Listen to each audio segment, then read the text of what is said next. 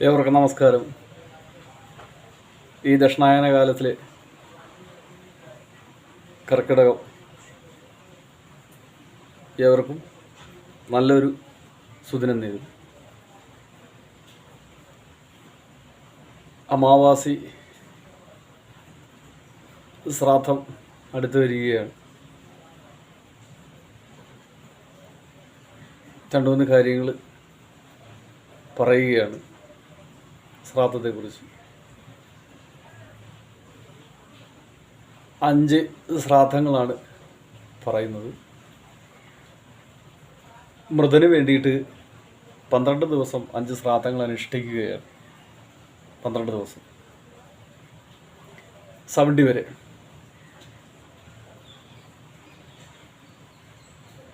അതിൽ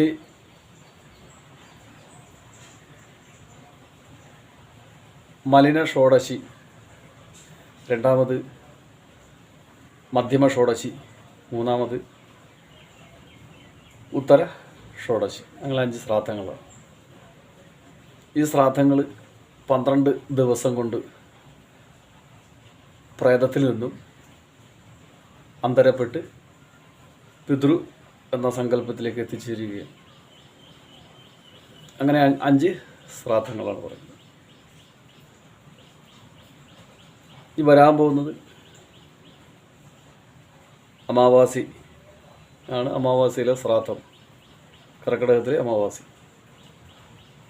വിശേഷപ്പെട്ടതാണ്.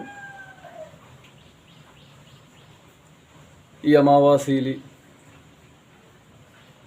എല്ലാവരും കഴിയുന്നതും അവരവരുടെ ഭവനങ്ങളിൽ പിതൃക്കൾക്ക് ശ്രാദ്ധം കൂട്ടുക എന്നുള്ളതാണ്. അതിന് കഴിയാത്തവർ ക്ഷേത്രസന്നിധിയിൽ വന്ന് തനിക്ക് അല്ലെങ്കിൽ തൻ്റെ നിലവിലുള്ള വംശത്തിന് കോശത്തെ നൽകി വിട പറഞ്ഞു പോയവരുടെ സാന്നിധ്യമാണ് ആ ദിവസം. തലേ ദിവസം